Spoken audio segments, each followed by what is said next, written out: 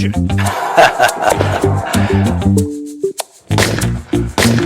ஆரம்பிக்கலாங்களா?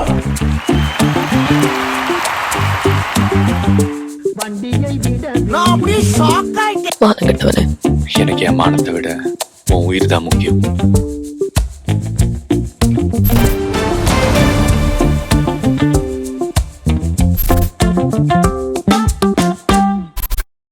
Hello guys, welcome back to the Cinema Circle. இன்றைக்கி நம்ம எதை பற்றி பேச போகிறோம் அப்படின்னா, புது படங்கள் பழைய பேர்கள். அதாவது நாளைக்கு வந்து பராசக்தி ரிலீஸ் ஆகுது.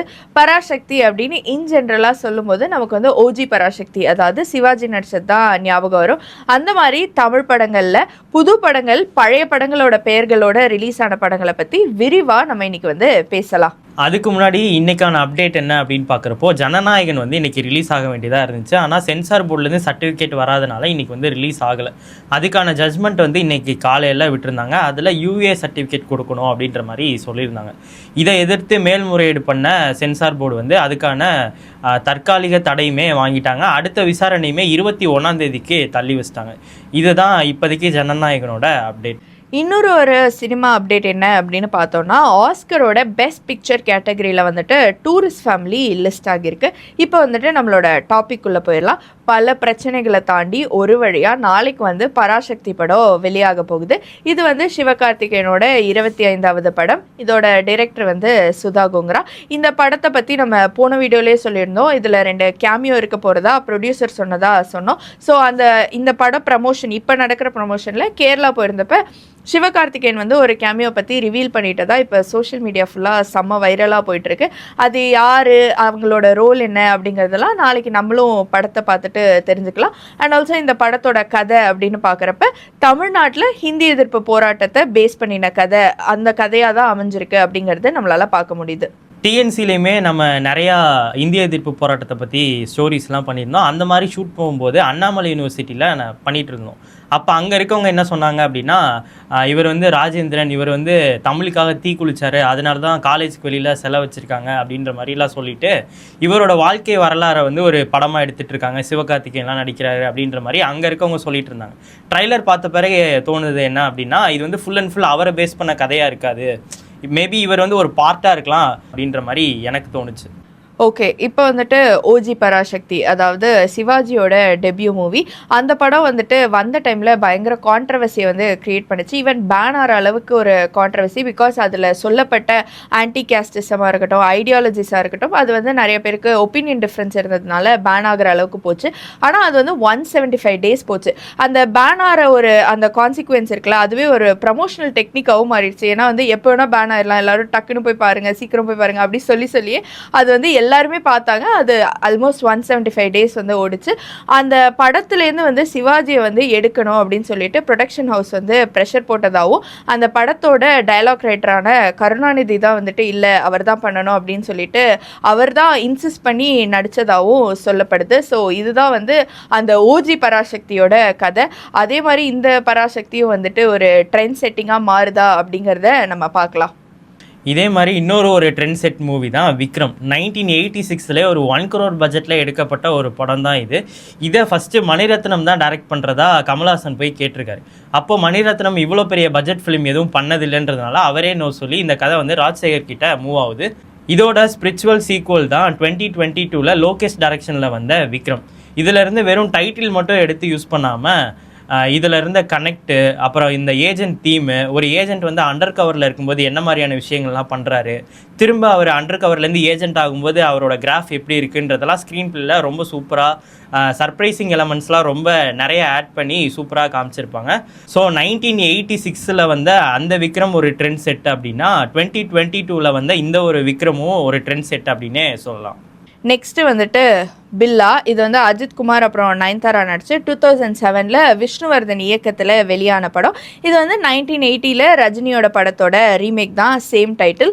ஸோ இந்த படம் வந்துட்டு அஜித்துக்கும் சரி நயன்தாராக்கும் சரி ஒரு கம்பேக் மூவினே சொல்லலாம். இந்த படத்தில் அவங்க 2 பேருமே அந்த ஃபேஷன் சென்ஸ்க்காக வந்து பயங்கரமாக அப்ரிஷியேட் ஆனாங்க.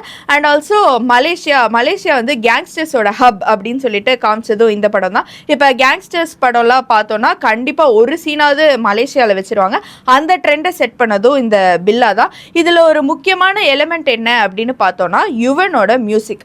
அஜித்தோட பேக்ரவுண்ட் மியூசிக் எல்லாத்துக்குமே ஒரு தனி ஃபேன் பேஸே இருக்கும். அதில் இந்த பில்லாவோட பேக்ரவுண்ட் மியூசிக்கும் ஒரு இம்பார்ட்டண்ட்டான ஒன்றுனே சொல்லலாம். இன்னொன்று வந்து சேவல் கொடி பறக்குதுடா பாட்டு. இன்னிய வரைக்கும் இப்போ மலேசியா முருகர் கோயிலில் வந்து யாராவது போஸ்ட் போடுறாங்களோ இல்லை அங்கே போய் ஏதாவது ரீல் பண்ணுறாங்களோ கண்டிப்பாக இந்த பாட்டை வந்து யூஸ் பண்ணிடுவாங்க. அது பண்ணாதான் ஒரு ஃபுல்ஃபில் ஆன மாதிரி. இப்போ வரைக்கும் அந்த ட்ரெண்டை செட் பண்ணது வந்து இந்த பில்லா படம் தான். ரஜினியோட பில்லா வந்த டைமில் வந்துட்டு ஒரு பேச்சு ஓடிட்டு இருந்துச்சு. என்னன்னா வந்துட்டு அந்த படம் வந்து டெல்லியில் நடந்த பில்லா கேஸ் ரிலேட்டடான படமா அப்படின்னு சொல்லிட்டு. அது என்ன கேஸ் அப்படின்னு பார்த்தா பில்லா ரங்கா. அவங்க 2 பேருக்கு வேறு பேர் இருக்குது, ஆனால் இந்த 2 பேரில் தான் வெல் நோனாக இருந்தாங்க. அவங்க 2 பேரும் கீதா அப்புறம் வந்து சூர்யா சோப்ரா அப்படின்னு சொல்லிட்டு 2 பேரை கடத்தி கிட்னாப் பண்ணி மர்டர் பண்ணிட்டாங்க. அதுக்கப்புறம் அவங்களுக்கு தூக்கு தண்டனையும் கொடுத்துட்டாங்க. ஸோ அது ரிலேட்டடாக தான் ரஜினி நடிக்கிறாரா அப்படின்னு சொல்லிட்டு ஒரு பேச்சு வந்தது. ஏன்னா 1980 பில்லா நடித்தார், 1982 ரங்கா நடித்தார். ஸோ அது ரிலேட்டடாக தான் இருக்க போகுது அப்படின்னு நினச்சாங்க. ஆனால் அதுக்கும் இதுக்கும் சம்மந்தமே இல்லை. ஏன்னா ரஜினி நடித்த பில்லாவே ஹிந்தியில் வந்து டான் அப்படிங்கிற படத்தோட ரீமேக் தான்.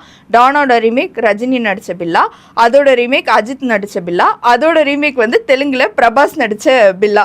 ஸோ வந்துட்டு பிரபாஸும் அனுஷ்காவும் வந்து தெலுங்கு ரீமேக்கில் நடித்தாங்க. அவங்க 2 பேரும் பாகுபலியில தான் பெரிய ஹிட் பேர் அப்படின்னு வந்து நிறைய பேர் நினச்சிட்டு இருக்காங்க. ஆனால் வந்து அவங்க அதுக்கு முன்னாடியே வந்து பில்லா டைம்லேருந்தே வந்து ஒரு பெரிய ஹிட் பேர் தான். ஸோ இதுதான் வந்து இந்த பில்லாவோட ரீமேக்கோட ஸ்டோரி. ஓகே, நெக்ஸ்ட் வந்து வேட்டைக்காரன். நான் பொதுவாகவே நிறைய கேள்விப்பட்டிருக்கேன் விஜய் வந்து புது டேரக்டர்ஸ்க்கெலாம் வந்து கூப்பிட்டு வாய்ப்பு கொடுப்பாரு அப்படின்ற மாதிரி. இதை கேட்கும்போது எனக்கு அப்படி தான் இருந்துச்சு. என்ன அப்படின்னா இந்த படத்தோட டேரக்டரான பாபு சிவன் வந்து குருவி படத்தில் ஏடியாக ஒர்க் பண்ணிகிட்டு இருக்காரு. அவரோட ஒர்க் பிடிச்சி போய் விஜய் வந்து அங்கே வேட்டைக்காரன் கதை வந்து கேட்குறாரு. ஆனால் அப்போது வந்து வேட்டைக்காரன்ற நேம் கிடையாது, போலீஸ் ரவி அப்படின்ற மாதிரி வச்சுருந்தான். அதுக்கப்புறம் விஜய் தான் வந்து சஜஸ்ட் பண்ணுறாரு, எம்ஜிஆர் அவர்களுடைய படமான வேட்டைக்காரன்ற நேம் வந்து இதுக்கு வைக்கலாம், இதுக்கு செட் ஆகும் அப்படின்ற மாதிரி சஜஸ்ட் பண்ணுறாரு. அதுக்கப்புறம் தான் இந்த படத்துக்கு வந்து வேட்டைக்காரன் அப்படின்ற நேம் வந்து ஃபிக்ஸ் பண்ணுறாங்க. இந்த படத்தில் ஒரு சாங் ஒன்று வரும். அதில் வந்து விஜய் வந்து ஒரு சைடு ஆணாவும் ஒரு சைடு பெண்ணாவும் அப்படின்ற மாதிரி ஒரு கெட்டப்பில் வருவார்.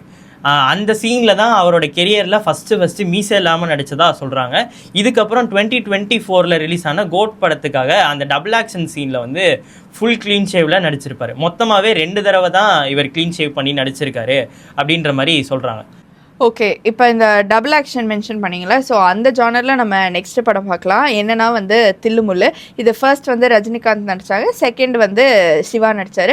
ரஜினிகாந்த் நடித்த தில்லுமுல்லு என்னென்னா வந்து இந்த காமெடி ஜானரில் ஒரு ஃபுல் ஃப்ளெஜ் ஹீரோவாக மாறின ரஜினியோட இனிஷியல் படம் தான் வந்துட்டு தில்லுமுல்லு. இதில் ஒரு இன்ட்ரெஸ்டிங்கான ஃபேக்டர் என்னென்னா இந்த தில்லுமுல்லு ஷூட்டிங் டைமில் தான் ரஜினி வந்து அவரோட ஒய்ஃபான லதா ரஜினிகாந்தை ஃபர்ஸ்ட் டைம் வந்து மீட் பண்ணுறாங்க. லவ் அட் ஃபர்ஸ்ட் சைட்னே சொல்லலாம். அவங்கள எப்படி மீட் பண்ணுறாங்க அப்படின்னா லதா வந்து அவங்களோட காலேஜ் மேகசினோட இன்டர்வியூக்காக இவரை மீட் பண்ண வராங்க. ஆக்சுவலாக அதுக்கு முன்னாடி வரைக்கும் லதா ரஜினிகாந்துக்கு வந்து மேரேஜ் மேலே பெரிய இன்ட்ரெஸ்ட் இல்லாத மாதிரியும் அவங்க வந்து ஒரு ஆன்மீகவாதியாக மாறிடுவாங்க அப்படின்னு சொல்லிட்டு அப்படி தான் இருந்ததாகவும் லதாவோட சிஸ்டர் வந்து ஒரு இன்டர்வியூவில் கூட சொல்லியிருப்பாங்க. ஆனால் ரஜினியை மீட் அப்புறம் வந்து ரெஸ்ட் இஸ் ஹிஸ்ட்ரி அந்த மாதிரி. ஸோ அதோட ரீமேக் தான் வந்து அகில உலக சூப்பர் ஸ்டாராக சொல்லப்படுற சிவா பண்ண தில்லுமுல்லும் கூட. இதில் வந்து பிரகாஷ் ராஜ் தான் வந்து தேங்காய் ஸ்ரீனிவாசன் கேரக்டரில் பண்ணியிருப்பாங்க. இந்த ரெண்டுமே வந்து அந்த 2 டைம்லையும் வந்து சூப்பர் ஹிட் மூவி. இந்த காமெடி ஜானரில் பயங்கரமாக ஒர்க் அவுட் ஆயிருந்துச்சு. இந்த படத்தில் அப்படியே எதிர்நீச்சல் டீம் வந்து திரும்பவும் ஒன்று சேர்ந்துருக்காங்க. அதாவது இந்த படத்தோட director, producer, actor, music director அப்படின்னு சொல்லிட்டு இந்த படத்தோட டைரக்டரான துரை செந்தில்குமார் வந்து ஏடியா ஆடுகளம் படத்தில் ஒர்க் பண்ணும்போது தனுஷை மைண்டில் வச்சு காக்கி சட்டை எழுதுனதா சொல்லியிருக்காரு. தனுஷ் கிட்ட பிச்சும் பண்ணியிருக்காரு. அந்த டைமில் அவருக்கு செட் ஆகாதனால கொஞ்சம் ஆல்ட்ரு பண்ணி காமெடிஸ்லாம் ஆட் பண்ணி தான் சிவகார்த்திகேயன் பண்ணதா சொல்கிறாங்க. இந்த படத்துக்கு ஃபஸ்ட்டு தானா அப்படின்னு சொல்லி தான் நேம் வச்சுருக்காங்க. அதுக்கப்புறம் கமலஹாசன் நடிப்பில் வெளியே வந்த காக்கி சட்டைன்ற படத்துலையும் கான்ஸ்டபிளாக தான் இருப்பார். ஸோ இதெல்லாம் சேமாக இருக்குது அப்படின்னு சொல்லிட்டு தான் இந்த நேமை வச்சுருக்காங்க. மற்றபடி இந்த படத்துக்கும் அந்த படத்துக்குமான கனெக்டோ இல்லை இது வந்து ரீமேக்கோ அப்படிலாம் எதுவுமே கிடையாது.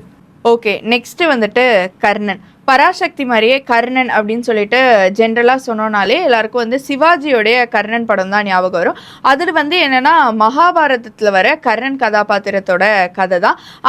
ஏற்கனவே வந்து நம்ம வீடியோஸ்லலாம் சொல்லியிருக்கோம் சிவாஜி வந்துட்டு ஏன் ஒரு கிரேட் ஆக்டர், அவர் ஏன் ஒரு நடிகர் திலகம் அப்படின்னு சொல்லிட்டு இப்போ வரைக்கும் அவருடைய படங்கள் ஒவ்வொரு படங்கள் மூலயமா நமக்கு வந்து ப்ரூவ் பண்ணிகிட்டே தான் இருக்கார். அதில் கர்ணனும் ஒரு முக்கியமான படம் தான். முக்கியமாக ஒரு சீனில் வந்து நம்ம கண்டிப்பாக சொல்லலாம். என்னென்னா இந்த உள்ளத்தில் நல்ல உள்ளம் பாட்டு கூட வரும். அதுதான் வந்து வந்து கடைசி சீனும் கூட. கர்ணன் வந்து இறந்து போகிற சீன், அது வந்து அவரோட லாஸ்ட் பிரீத். அதாவது ஒரு மூச்சு விடுறதுல கூட ஒரு வேரியேஷன் காட்ட முடியும் அப்படின்னா வந்து அது நினச்சி கூட பார்க்க முடியல. அது வந்து கண்டிப்பாக சிவாஜியால் மட்டும்தான் பண்ண முடியும்னு சொல்லலாம். அடுத்த கர்ணன் வந்துட்டு மாரி செல்வராஜுடைய 2வது படமான தனுஷ் நடிப்பில் வெளிவந்த கர்ணன். இந்த படம் பேர் வந்தப்பயே வந்துட்டு ஒரு கான்ட்ரவர்சி ஆரம்பிச்சிருச்சு. ஃபர்ஸ்ட் என்ன சொன்னாங்கன்னா, சிவாஜி படத்தோட கர்ணன் பேரை வச்சிருக்கீங்களே, அவரோட ஆக்டிங்கை டவுன்கிரேட் பண்ணுற மாதிரி ஏதாவது இருக்குமா அப்படிலாம் வந்து கேட்டாங்க. ஏன் இந்த பேர் வச்சிங்க அப்படிலாம் கேட்கும்போது மாரி செல்வராஜ் வந்து தெளிவாக சொல்லிட்டாரு. என்னன்னா, இதுவும் வந்து மகாபாரத கர்ணனை பேஸ் பண்ணி தான் வச்சிருக்கோம். ஆனால் கர்ணன் அப்படின்னு சொன்னாலே எல்லாருக்கும் என்ன ஞாபகம் வரும்னா, எல்லாத்தையும் எடுத்து கொடுக்குறவர், நிறைய கொடுக்குறவர் அப்படின்னு தான் ஞாபகம் வரும். ஆனால் நான் இந்த படத்தில் என்ன சொல்ல வரேன்னா, அவருடைய கன்சர்வேட்டிவ் பேக்ரவுண்டை பற்றி, அதாவது ஒரு பேசிக் உரிமைக்காக ஒரு கர்ணன் எப்படி போராடுறான் அப்படிங்கிறத சொல்கிறதுக்காக தான் கர்ணன்னு வச்சுருக்கேன் அப்படிங்கிற மாதிரி சொன்னார். செகண்ட் கான்ட்ரவர்சி என்ன வந்துச்சுன்னா, படம் ரிலீஸ் ஆனதுக்கப்புறம் வந்துட்டு இது கொடியங்குளம் கேஸை வந்து டைரெக்டாக காட்டுற மாதிரி இருக்குது, நீங்கள் வந்து அதை பற்றி சொல்கிறீங்க, ஒரு குறிப்பிட்ட சமூகத்தை வந்துட்டு தப்பாக போர்ட்ரே பண்ணுறீங்க அப்படிலாம் சொன்னாங்க. அதுக்கும் வந்து இவர் என்ன சொன்னாருன்னா வந்துட்டு, இப்போ ஒரு படம் அப்படின்னா வந்துட்டு நம்ம யோசிக்கிறது வந்து எப்போ யோசிப்போம்னா, நம்மளை சுற்றி நடக்கிறது, நம்ம படிக்கிறது, பார்க்குறது, அதை வச்சு தான் பண்ணுவோம். நான் எந்த டைரெக்டான இன்ஸ்பிரேஷனும் எடுக்கலை, யாரையும் அடிக்கணும்னு சொல்லலை. இது டைரெக்டாக ஒரு பேசிக் ஒரு பஸ் உரிமைக்கு வந்து ஒரு ஊர் வந்து எப்படி கேட்குறாங்க அப்படிங்கிறத தான் நான் காட்டணும் அப்படின்னு நினச்சேன் அப்படிங்கிற மாதிரி சொன்னாங்க. ஸோ எனக்கு தெரிஞ்சு இது ரெண்டுமே வந்து கர்ணனோட 2 சைடை காமிச்சது வந்து ஒரு பெஸ்ட் போர்ட்ரேல் தான் நான் சொல்லுவேன். ஓகே, நெக்ஸ்ட்டு வந்து கல்ட் கிளாசிக் ஃபிலிம் அப்படின்ற ஒரு கேட்டகரியில் வர 1000ல் ஒருவன். இந்த படத்தோட டைட்டில் வந்து எம்ஜிஆர் அவர்கள் நடித்த படத்தோட டைட்டில் தான். இதில் வந்து பெருசாக கனெக்ட்லாம் எதுவும் இல்லை. இதில் வர ஒரு சாங் வந்து இதே மாதிரி கப்பலில் போகிறப்போ 1000ல் ஒருவனில் வரும். இது மட்டும்தான் இந்த படத்துக்கான கனெக்ட். இந்த படத்தோட டேரக்டரான செல்வராகவனுக்கு இது 2வது படம் அப்படின்ற மாதிரி தெரியும். ஃபஸ்ட்டு புதுப்பேட்டை. ஆனால் இதுக்கு நடுவில் ஒரு படம் இருந்திருக்கு. இது மாலை நேரத்து மயக்கம் அப்படின்ற மாதிரி ஒரு படம். கார்த்தியும் காதல் சந்தியாவும் நடிக்கிறதா இருந்துச்சு. சில டிஓபி இஷ்யூஸ்னால வந்து இந்த படம் வந்து ட்ராப் அவுட் ஆயிடுச்சு. இந்த படத்தோட ஷூட் ஆரம்பிக்கிறப்போ ரீமாசன் வந்து ஒரு 40 நாளில் ஷூட் முடிஞ்சிடும், ஆண்ட்ரியா வந்து ஒரு 3 மாதத்தில் படம் முடிஞ்சிடும் அப்படின்ற மாதிரி நினச்சி வந்திருக்காங்க. ஆனால் இந்த படத்தோட ஷூட் மட்டுமே 263 நாள் கிட்ட ஷூட் பண்ணியிருக்காங்க. ஓவராலாக இந்த படத்துக்கு 2 வருஷத்துக்கிட்ட ஒர்க் பண்ணதாக சொல்கிறாங்க. இந்த படத்தினால கார்த்திக் வந்து நெக்ஸ்ட் இருந்த படமான பையா படத்துக்கு வந்து கெட்டப் சேஞ்சுக்கான ஒரு டைம் பீரியட்லாம் இருந்திருக்கு. அதெல்லாம் இஷ்யூஸ் ஆகி அது ப்ராப்ளம் ஆகி ப்ரொடியூசர் கவுன்சில் வரைக்கும் போனதாக சொல்கிறாங்க. இந்த படத்துக்கு ஃபஸ்ட்டு யுவன் தான் மியூசிக் பண்ணுறதா இருந்துச்சு. அதுக்கப்புறம் செல்வராகவனுக்கும் யுவனுக்கும் சில கருத்து வேறுபாடுனால அப்போ தான் வந்து ஜிவி வந்து உள்ளே வராரு. ஜிவி உள்ளே வரப்போ அவருக்கு வயசு வந்து 22 வயசு.